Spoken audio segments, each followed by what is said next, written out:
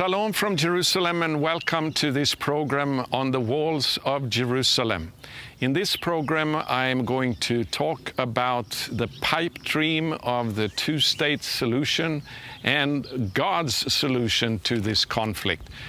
I think it's very important that we base our opinions on what the Bible says. And I'm going to begin by reading a scripture from the book of Joel, chapter 3, and verse 1 and 2. It says, "For behold, in those days, and at that time, when I restore the fortunes of Judah and Jerusalem, I will gather all the nations and bring them down to the valley of Jehoshaphat, and I will enter into judgment with them there on behalf of my people and my heritage Israel, because they have scattered them among the nations and have divided up my land."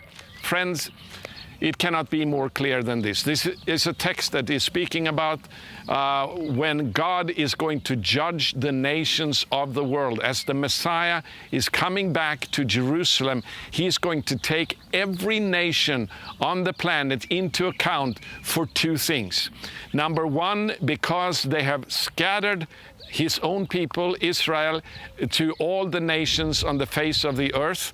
They have removed them, in other words, from their homeland, because the Jewish people have never left this land voluntarily. This is the land that they come from, and they have only left it because they have been forced to go into exile by the nations. And secondly, he will judge all the nations because they have divided God's own land. And this, of course, we know has also been fulfilled in history. Since the Jewish people came back here, there has been several decisions by the international community to divide God's own land. We know the most famous one was in 1948, or in 1947, I should say, in the vote in the UN, the General Assembly of the United Nations, when they voted to divide this land into a Jewish state and into an Arabic state. And then in 1993, Israel began to hold negotiations, which later on led to the so-called Oslo Accords for a two-state solution to this conflict. Now, this is a solution that has never worked. The nations have been working on this now for over 20 years, and it is still no closer to an end to this conflict than it was 23 years ago when the Oslo Accords were signed. But also, this is a solution that is in direct opposition to what God says in His Word. But not only that, it is also in opposition to history and the rights of the Jewish people to their own land. And that's very important to point that out.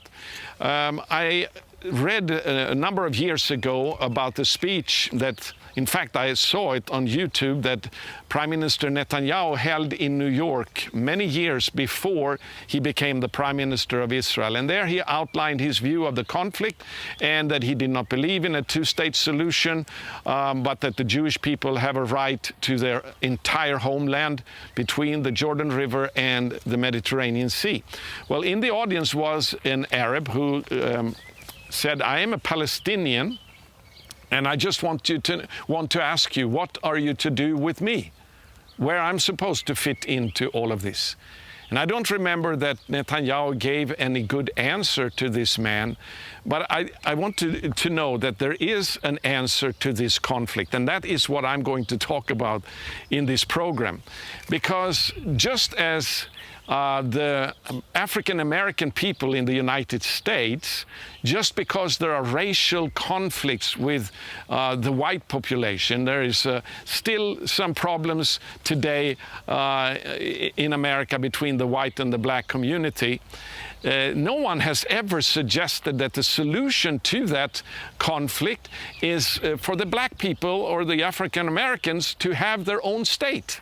and for the white people to have their own state, because there is no basis in history for that. Likewise, there is no basis in history for an Arab Palestinian state in the Holy Land. And how can I say that? Well, first of all, the Jewish people have a history in this land that goes back 3,500 years ago, ever since the days of Joshua, the son of Nun. And so since that time, for 3,500 years, there has been a continued Jewish presence. Except for some brief periods of time, there's been a continued Jewish presence in this land for this entire time. The Jewish people are not strangers to this land. They have been here for over 3,000 years. And so they have their history here, and they have their origins here, and this is where they belong. And that is the reason why the entire international community recognized that historic right by the Jewish people to have a sovereign state in this land that was called Palestine at that time. There was not one voice of opposition. It was a unanimous decision made by the League of Nations in 1922 to grant the Jewish people their own homeland here in what was then called Palestine. So what about the Palestinians? Why didn't they recognize the right of the Palestinians to a state? There's a very simple answer: because the Palestinian people did not exist in 1922. Not even in 1948, after many decades of conflict, and I'm going to tell you a little bit why that conflict came about. But during that vote in the United Nations in 1947, to divide this land, there was never a decision to divide it between a Jewish state and a Palestinian state. Because once again, the people of Palestinian people did not exist in 1948. But they voted to divide this land in a Jewish state and an Arabic state.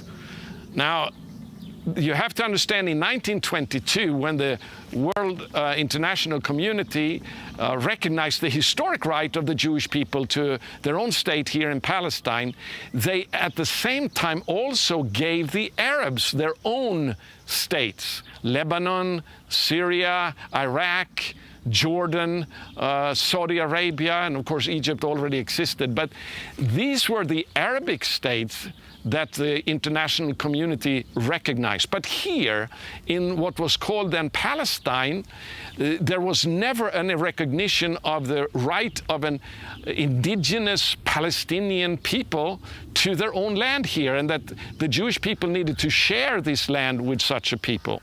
Because the invention of the Palestinian people, it came about actually through the KGB, in the Soviet Union era, when they sought for an influence in the Middle East. And they, as they also sought influence worldwide, they supported indigenous people's right to their own land.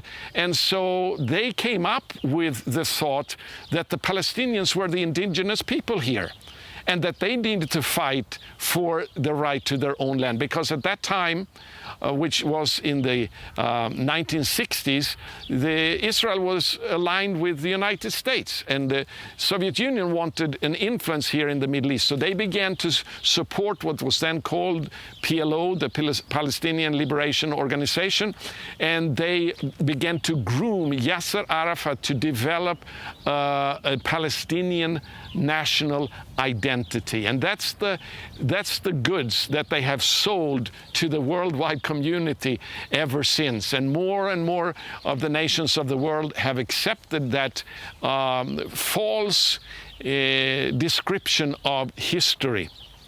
But it's very important to understand there has never been a Palestinian state ever in history. There's never been any Palestinian leader before 1922. The world history doesn't know about it. Of course, as I said, the Jewish people have a history here for 3,500 years. Mahmoud Abbas, the leader of the Palestinian Authority, he claims that the Palestinians, they have a history here going back to either 7,000 or 9,000 years, depending on, what his mood is for the day when he makes those claims. It's absurd. There's never been so. In the Bible, this land is called the land of Israel, both in the prophetic writings, the so-called Old Testament, and in the New Testament. Let me just read you one text that shows this in Matthew chapter 2, when the angel of God is appearing to Joseph, and we are going to read from verse 19. In Matthew chapter 2, but when Herod died, behold, an angel of the Lord appeared in a dream to Joseph in Egypt, saying, Rise, take the child and his mother and go to the land of Israel, for those who sought the child's life are dead. And he rose and took the child and his mother and went to where? To Palestine? No, to the land of Israel. Palestine did not exist at the time when the Gospels were written. That was something that came about in the 2nd century after the Romans drove out all the Jews from the land and renamed it from Israel into Palestine, or Syria, Palestina. So this is an invention by the enemies of God that have scattered his people to the nations of the world.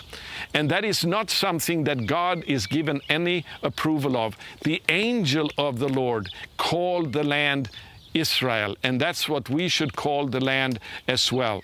Palestine is an invention by the enemies of God's people, and during this time, when the Bible was written, Arabic was never spoken here in the land. It was Hebrew.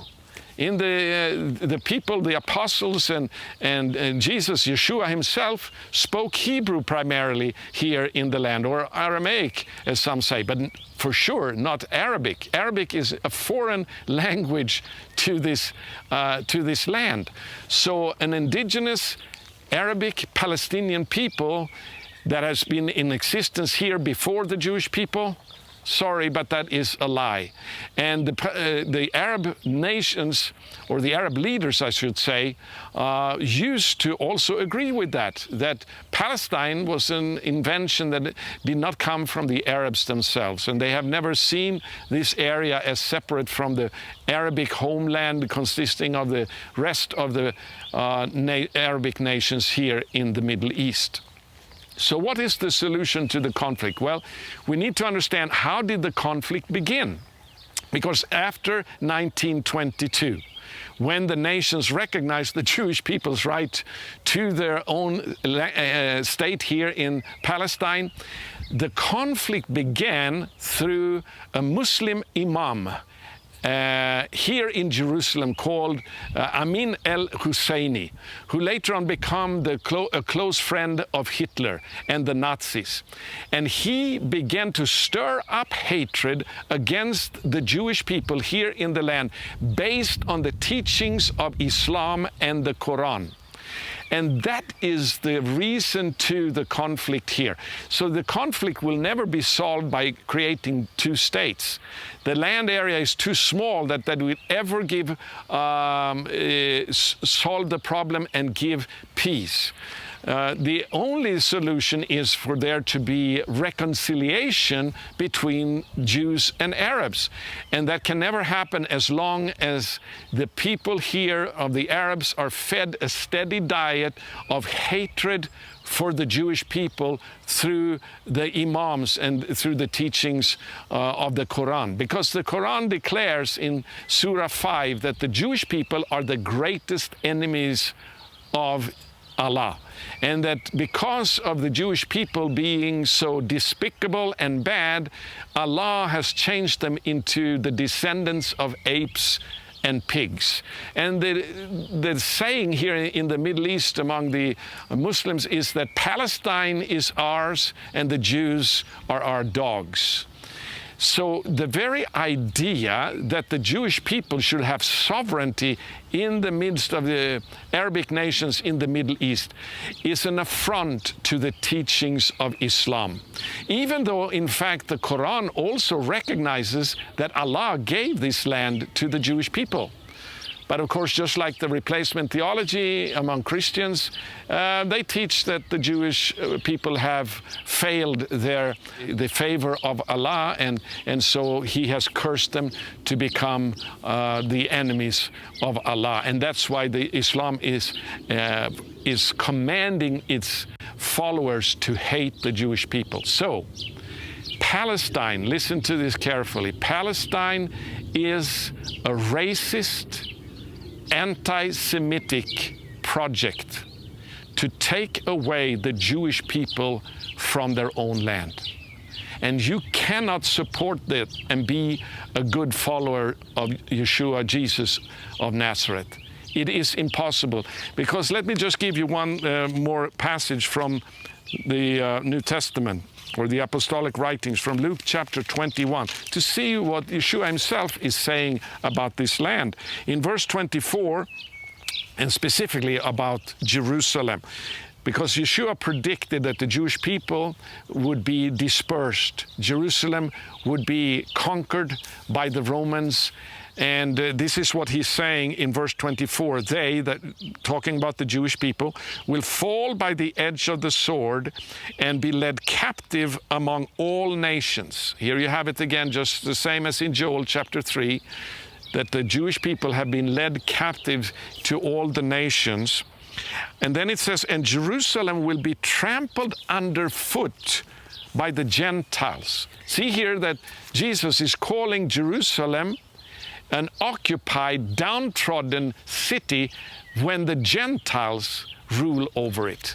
The very opposite to what the world community say today. But that is what Yeshua, our master, is saying. But he says there will come an end to that. It will be trodden underfoot by the Gentiles until the times of the Gentiles be fulfilled, or are fulfilled. So that is what we need to pray for, because when the time of the Gentiles are fulfilled, the Messianic era will dawn upon the world with peace and righteousness and joy in the Holy Spirit to all the nations of the world. And that is what we're longing for. That is the true justice for this land. So the two-state solution, it is not only historically unjust, it is also a pipe dream, because the conflict is not based on land areas. It's based on a racial, religious, Jew-hating conflict from the religion of Islam. And so that is what we're talking about here. Now, one of the greatest scholars and experts on the Middle East, and specifically the Arab world, in the world today, which is Dr. Kedar at the Bar Ilan University in Tel Aviv.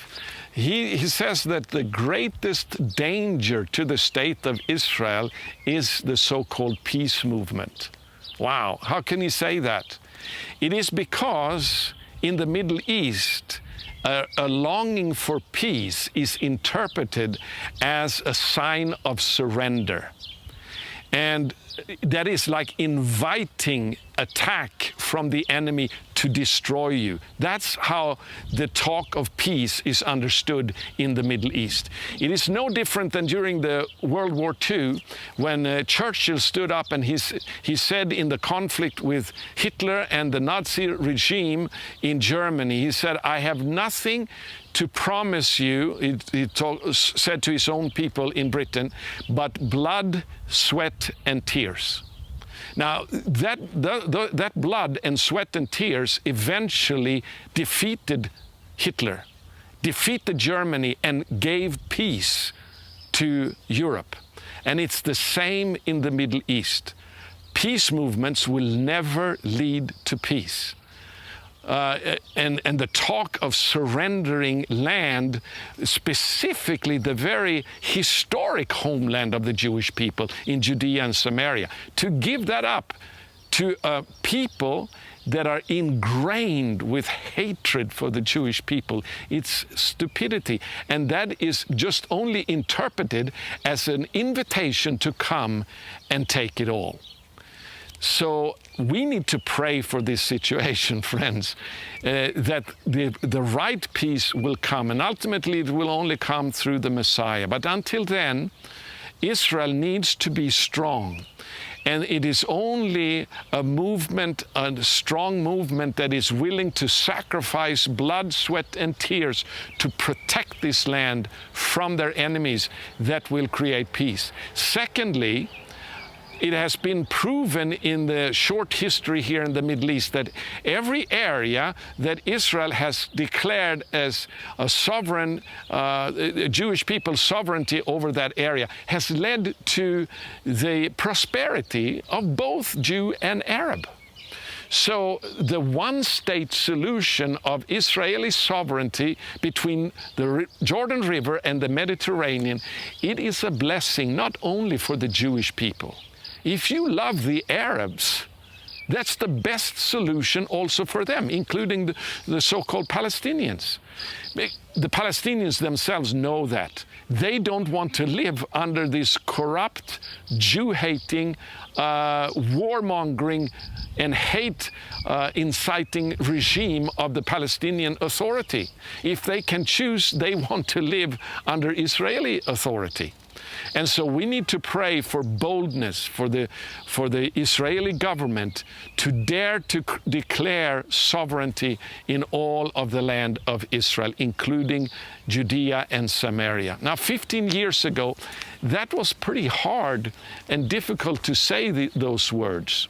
But today, 23 years after the so-called Oslo Accords, many, if not most, people who can think for themselves understand that this two-state solution is a pipe dream. It doesn't work. It has not produced peace at all. In fact, every area in recent history over the past 100 years that the Jewish people have surrendered to their enemies have always become a launching pad for increased warfare against the Jewish state. So God knows what He's talking about. When He's going to judge all the nations of the world for dividing this land, there is a reason for it. And we need to be on God's side. So we need to pray for boldness of the Israeli government to declare sovereignty over all of the state of Israel, including Judea and Samaria. And as I said, that was quite controversial to say 15 years ago. But today, more and more voices here in Israel are being raised up and being heard, I should say, saying this is the only solution to the conflict. And we have to understand that surrendering land to the enemies of Israel will only endanger the people of Israel. It is an horrible expression of pride when the state of Israel says we can defend ourselves even if we give the Palestinians their own state. We're strong enough. We don't have to be. That's arrogance. It's only God that has helped Israel to prevail in the conflicts so far. And they cannot continue to just take that for granted and test God by allowing the Palestinians to have their own state. It will be taken over by Hamas in an instant as soon as Israel moves out from those areas. And just as they are digging tunnels right now from Gaza into Israel to plan for murderous attacks, they will continue to dig those tunnels in the mountains, cropping up right in the Ben Gurion airport if there is a Palestinian state west of the Jordan River. Friends, let's not live in a pipe dream of lies. let's accept the truth and let's pray in line with the truth. Let's pray that there will be peace here through a strong Israel, number one, and ultimately through Israel calling out to the Messiah to welcome him back here, to take over and to defeat their enemies. And we know eventually that is what is going to happen, because the whole world, the Bible says in many, many places, the nations of the world will gather against Jerusalem to make war against it. And the only solution in the end to that conflict is the return of the Messiah. And we are called to prepare the way for him. But we must pray meanwhile that Israel does not surrender more land to its enemies. If you love the Jewish people, if you love the Arabic people, you must pray for a sovereign Jewish state between the Jordan River and the Mediterranean. And moreover, we need to pray that the Palestinian project, as I call it, to create a Palestinian state, it is a racist, anti-Semitic project from the very beginning, and the goal of that project has never changed. It is to destroy the state of Israel and eventually to wipe out the Jewish people. Hamas, they are declaring in their charter their war to the very end to kill every Jew, not just in Israel, around the world. And it's just like I saw in a cartoon just recently how the leaders of the world, especially the Foreign Minister John Kerry, Secretary of State of the United States, sitting with the Israeli government, with Prime Minister Netanyahu, while in the background Hamas is screaming, "Kill every Jew," and John Kerry is asking Prime Minister Netanyahu, pleading with him, "Can't you at least meet them halfway? How can you negotiate? How can you meet halfway with an agenda to kill every Jew?" Friend, I hope you have realized that I have spoken the truth to you today. And now you know the truth. And now you need to take a stand on that truth and begin to fight for the right of the Jewish people to their own land and pray for it. God bless you, and shalom from Jerusalem.